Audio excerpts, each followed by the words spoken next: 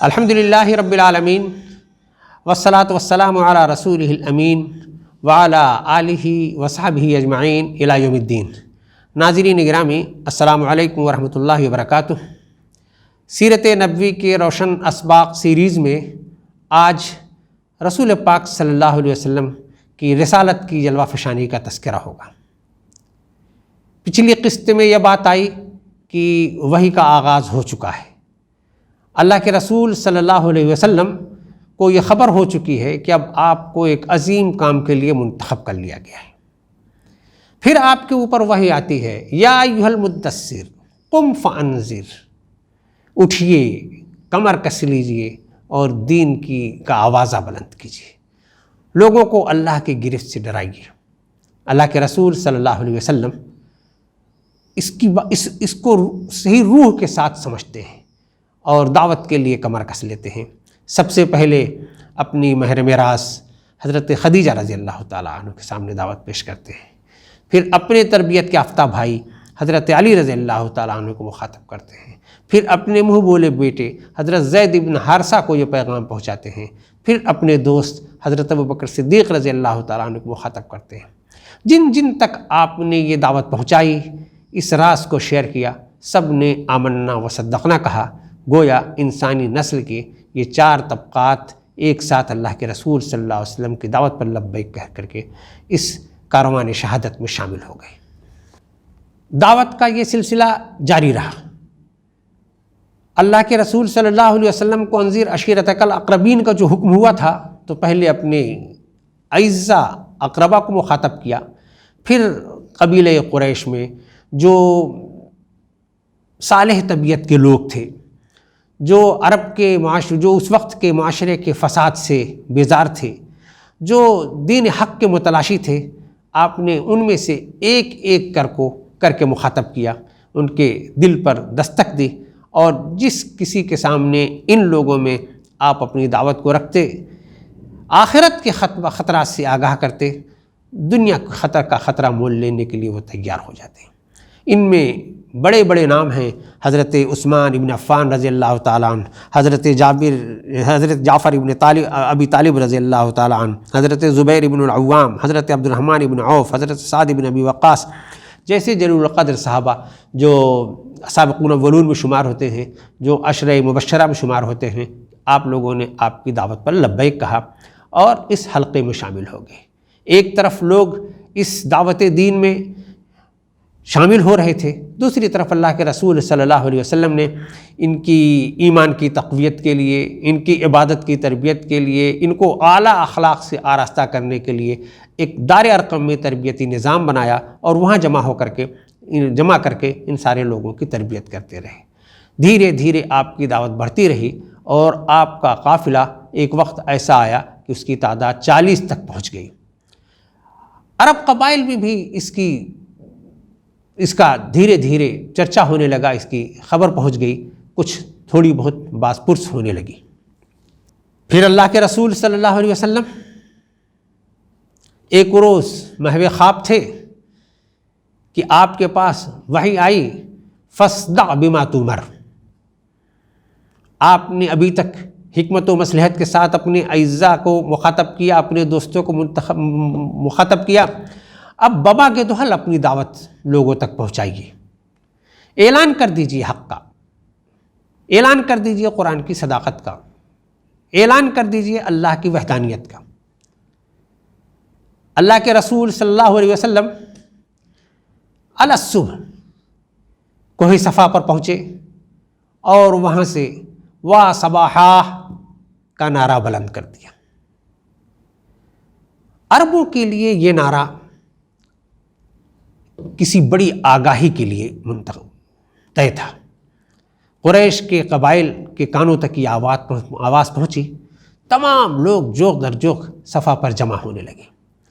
اللہ کے رسول صلی اللہ علیہ وسلم پہاڑ کی چوٹی پر کھڑے تھے۔ آپ نے ان لوگوں کو مخاطب کیا کہ میں پہاڑ کی چوٹی پر ہوں، دونوں طرف کے راستے میں اپنی آنکھوں سے دیکھ رہا ہوں۔ اگر میں یہ کہوں کہ پہاڑ کے اس درے سے ایک بڑا لشکر ہمارے اوپر حملہ آور ہونے والا ہے، تو کیا آپ لوگ اس بات پر یقین کریں گے؟ تمام سرداروں نے بآواز بلند کہا، محمد آپ تو امین اور صادق ہیں، آپ کبھی جھوٹ نہیں بولتے، آپ ہم سے غلط بیانی کیوں کریں گے؟ ہم بالکل آپ کی بات کو مانیں گے۔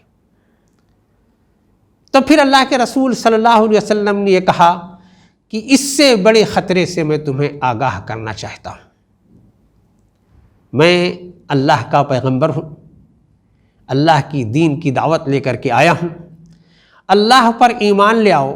اگر اللہ پر ایمان نہیں لائے، اس کا انکار کرتے رہے تو بہت خطرناک عذاب ہم لوگوں کو آ لگے گا، اور اے میرے قبیلے کے لوگوں، پھر میں آپ کا کچھ نہ کر سکوں گا۔ کہاں وا صباحا کی پکار اور کس خطرے کے اندیشے سے وہ لوگ آئے تھے، اور کہاں اللہ کے رسول صلی اللہ علیہ وسلم نے اسے بڑے خطرے سے آگاہ کیا۔ ابو لہب کو، دوسرے سرداروں کو اپنی روایات اور اپنی دین اور اپنی چودراہٹ پر خطرہ محسوس ہوا، اور انہوں نے کہا محمد تم نے ہمارا دین خراب کر دیا۔ پھر سارے قبائل کے لوگ، سرداران اپنے اپنے گھروں پر واپس چلے گئے۔ دن بھر چمگوئیاں ہوتی رہیں کہ یہ محمد جو ابھی تک خفیہ طور پر دوستوں کو دعوت دے رہا تھا، اور ہم یہ سمجھ رہے تھے کہ اس کی بڑھ چند روز میں ختم ہو جائے گی، اب تو اس نے اعلان بھی کر دیا، اب پتہ نہیں کیا ہونے والا ہے۔ اللہ کے رسول صلی اللہ علیہ وسلم نے اس دعوت کے بعد پھر تمام قبائل کے سرداروں کو اپنے گھر پر دعوت پر مدعو کیا، کھانے پر مدعو کیا، اور تمام بڑے قبائل کے سرداران تشریف لے آئے۔ اس میں آپ کے چچا بھی تھے، اس میں قبائل کے دوسرے بزرگ بھی تھے، اس میں قریش کی دوسری شاخوں کے سرداران بھی تھے۔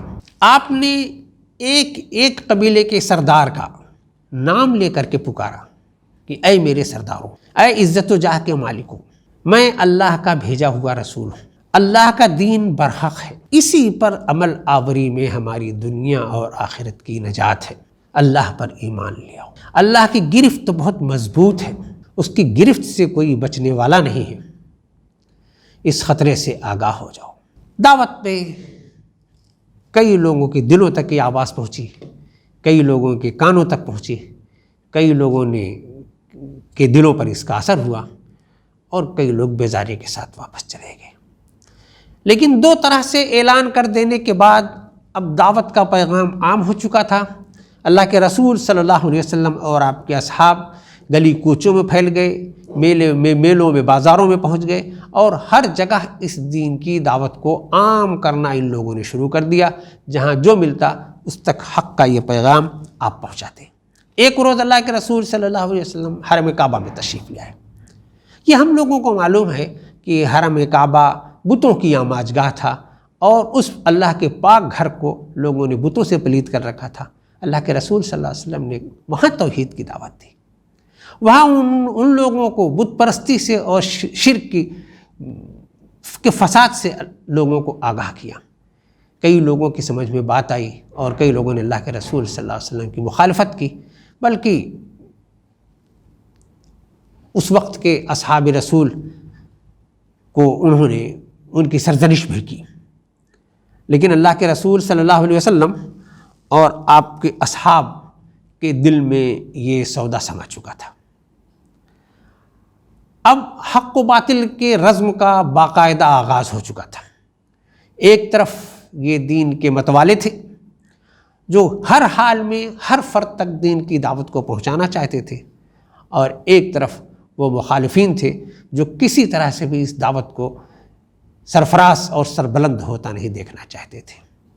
جب 3 سال کے بعد اس کشمکش کا آغاز ہوتا ہے تو اس کی بھی ایک لمبی تاریخ ہے، لیکن اس مرحلے پر ٹھہر کر ہمیں غور کرنے کی ضرورت ہے کہ اللہ کے رسول صلی اللہ علیہ وسلم نے اس طرح، ہم نے دیکھا کہ پیارے رسول صلی اللہ علیہ وسلم نے کس طرح سے دعوت کا آغاز کیا، کیسے حکیمانہ طریقے پر آگے بڑھے، اور کیسی آپ نے بردبارانہ تدابیر اختیار کی۔